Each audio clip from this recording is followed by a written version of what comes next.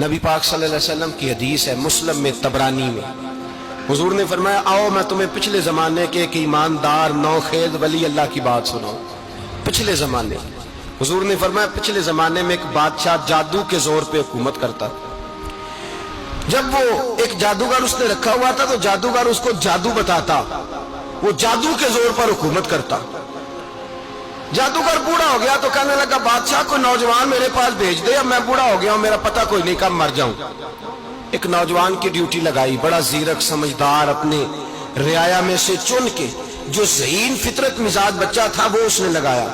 اللہ کے محبوب علیہ الصلوۃ والسلام فرماتے ہیں بچہ جادو سیکھنے لگا، وقت گزرنے لگا۔ بچہ جب جادو سیکھنے جاتا تو رستے میں ایک راہب بھی تھا جو انجیل جانتا تھا، وہ اللہ اللہ سکھاتا، لوگوں کو حضرت عیسیٰ علیہ السلام کی تعلیمات سے آگاہ کرتا۔ اس نے دیکھا کہ یہاں بھی لوگ کٹھے ہیں تو وہ بچہ اس راہب کے پاس بھی اٹھنے بیٹھنے لگا۔ اب جب اس کے ساتھ اس کی گفتگو بڑھنے لگی تو اس کو باتوں میں لذت آنے لگی۔ اس نے راہب نے پوچھا کہ تو کون ہے اور کس طرح سے آیا ہے، کیا تیرا معاملہ ہے؟ اس نے کہا جی میں جادو سیکھنے جاتا ہوں، آپ کی باتیں مجھے بڑی اچھی لگتی ہیں۔ اس نے کہا دین سیکھ، جادو سیکھنے والے کافر ہو جاتے ہیں، قرآن و دین سیکھنے والوں کو اللہ کامل ایمان عطا فرماتا ہے۔ فرمایا یہ سیکھ۔ بچہ بیٹھنے لگا، اس کے پاس آنے لگا، باتیں دل میں گھر کرنے لگی۔ ایک وقت آیا کہ مسلمان ہو گیا، اور مسلمان کیسے ہوا؟ بچہ کہتا ہے میں تجربہ کر کے ہوا۔ اب میں تھوڑا سا وقت جادوگر کے پاس بھی جاتا اور باقی سارا وقت وہاں بیٹھتا۔ میں ایک دن جا رہا تھا تو رستے میں اژدہا تھا، بہت بڑا سانپ تھا، رستہ روک کے کھڑا تھا۔ یہ حضور نے بیان کی حدیث۔ نبی پاک صلی اللہ علیہ وسلم فرماتے ہیں بچہ کہتا ہے کہ رستے کے اندر سانپ ہے، رستے بند ہے، لوگ چھتوں درختوں پہ چڑھے، ہراش ہے۔ کہتے چھوٹا سا روڑا میں نے اٹھایا تو میں نے کہا اللہ اگر جادوگر سچا ہے تو اسے مار دے۔ چھوٹا سا روڑا میں نے پھینکا، اژدہا کوئی نہ مرا۔ پھر چھوٹا روڑا اٹھایا، میں نے کہا اللہ اگر وہ عالم سچا ہے تو اسے مار دے۔ اب جب میں نے روڑا مارا تو اژدہا مر گیا۔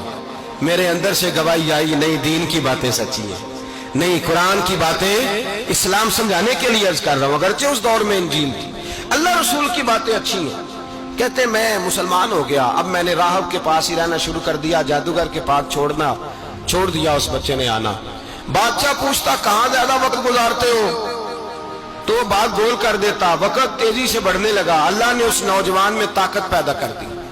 اب وہ اس کے اندر نا اللہ نے توانائی روحانیت پیدا کر دی، ابھی جوان ہے، 14-15 سال عمر ہے۔ اللہ نے اب جو بیمار بھی آتا وہ دعا کرتا تو اللہ صحت عطا کر دیتا، جو بھی آتا۔ بادشاہ کا ایک درباری تھا، بادشاہ کو پنکھا جلتا تھا، وہ اندھا ہو گیا، کوئی ایسی تکلیف آئی کہ نابینا ہو گیا، بڑے علاج کرائے شفا نہیں ہوئی۔ کسی نے اس بچے کا پتہ بتایا کانوں میں، اس کے پاس گیا تو بچہ کہنے لگا شفا تو ہو جائے گی پر کلمہ پڑھنا پڑے گا، مسلمان ہونا پڑے گا، جس پیغمبر کا میں غلام ہوں تجھے بھی بننا پڑے گا، دین پہ عمل کرنا پڑے گا، اللہ شفا دیتا ہے۔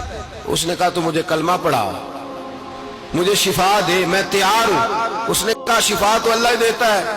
اس نے اللہ تبارک و تعالیٰ کا ذکر کر کے دعا مانگی، یہ مسلم شریف میں حدیث ہے، طبرانی میں موجود ہے۔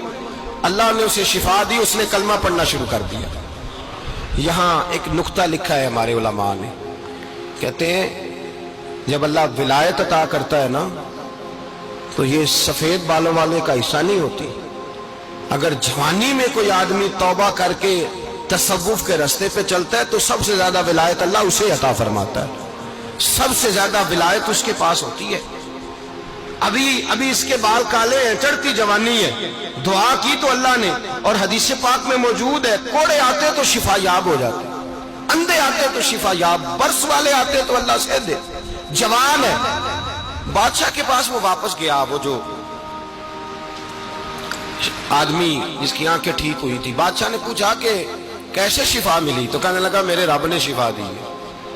بادشاہ سجدے کراتا تھا، اپنے آپ کو منواتا تھا، معاذ اللہ، کہنے لگا میرے علاوہ کون رب ہے؟ اس نے کہا وہی رب ہے جس نے تجھے پیدا کیا ہے، اور وہی رب ہے جس نے مجھے اندھے کو آنکھیں دی ہیں، وہی ہے میرا مالک۔ کہا اچھا تو مجھے نہیں مانتا؟ کہا نہیں میں اپنے رب کو مانتا ہوں۔ بادشاہ نے اسے سزا دی، ستایا، اس نے بچے کا پتہ بتایا، پھر بچے کو بلا کے ستایا تو اس راہب کا پتہ بتایا، راہب بھی قتل ہو گیا، نابینا بھی قتل ہو گیا۔ بادشاہ نے کہا سپاہیوں سے اس بچے کو لے جاؤ اور پہاڑ کی چوٹی پہ جا کے نیچے پھینکو تاکہ مر جائے. بچہ پہاڑ کی چوٹی پہ گیا تو ہاتھ اٹھا کے کہنے لگا یا اللہ میرے لیے نہیں اپنے لیے، میرے لیے نہیں اپنے لیے انہیں اپنی قدرت کے جلوے دکھا. میرے لیے نہیں، اللہ کے بندے اپنی جان بچانے کی دعائیں نہیں مانگتے، اپنے لیے انہیں اپنی قدرت کے جلوے دکھا. یہ دعا مانگی، جتنے لوگ ساتھ آئے تھے وہ سارے زمین پہ گرے اور سب مر گئے، پہاڑ سے گر کے مر گئے. بچہ واپس سیدھا بادشاہ کے پاس کہنے لگا لو بھائی میرے رب نے مجھے بچا لیا ہے.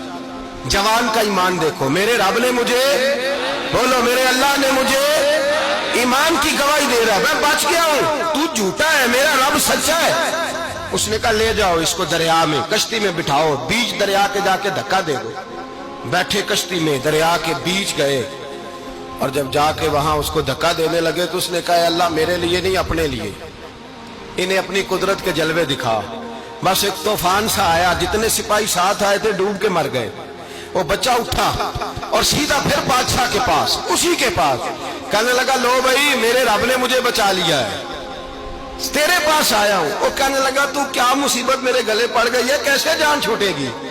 تو بچہ کہنے لگا اگر تو مجھے باندھے درخت کے ساتھ اور سارے ملک کو بلائے، لوگوں کو اکٹھا کرے، پھر تو مجھے تیر مارنا، میں تجھے بتاؤں گا کیسے مارنا ہے، میں مر جاؤں گا. اللہ کا بندہ نوجوان ایمان دیکھو، مرنے کے طریقے بتا رہا ہے، میں تجھے بتاؤں گا میں کیسے مروں گا. یہ بات کہی، بادشاہ نے سارا مجمع جمع کیا، ملک سارا باہر آ گیا، درخت کے ساتھ باندھ دیا. کہنے لگا بھائی لوگوں یہ مجھے مارنا چاہتا تھا، مار نہیں سکا، اب میں اسے بتانے لگا ہوں کہ میں کیسے مروں گا. اسے کہو جب تیر مارے تو ساتھ میرے رب کا نام بھی لے، میں اپنے رب کے نام پہ جان دوں گا، ایمان کی پختگی میں اللہ کے نام پر جان دوں گا. اسے کہو رب کے نام پہ مارے، مر جاؤں گا. بادشاہ نے اللہ کہہ کے تیر مارا، پیشانی میں لگا، بچے کی روح پرواز کر گئی. جتنا مجمع کھڑا تھا سارا کلمہ پڑھ کے مسلمان ہو گیا، سارے مسلمان ہو گئے سارے. میرے رسول پاک سید عالم صلی اللہ علیہ وسلم نے نوجوانوں کو بتایا جب تمہارے اندر ایمان کی قوت آئے گی تو اللہ تمہاری مدد کرے گا. فرمایا وہ نوخیز ولی تھا، ابھی جوان رانا تھا، ابھی اس کی پیشانی پر جوانی کے آثار تھے، لیکن اس نے اللہ کو راضی کیا، رب کریم کو راضی. ولایت کا مطلب بڑھاپا نہیں، ولایت کا مطلب وہ نہیں کہ جب بڑا لمبا وقت گزر جائے تو پھر آدمی آئے کہ نہیں اب کیا کرنا ہے، اب مسجد ہی ہے، اب تو اس کے علاوہ گزارا ہی کوئی نہیں. تو اس وقت کا آنا اللہ کی بارگاہ میں قبول تو ہے، لیکن شاباشی اسی کو ملتی ہے جو جوانی کا وقت آئے، جو عین اس وقت آئے جو وقت میرے رسول پاک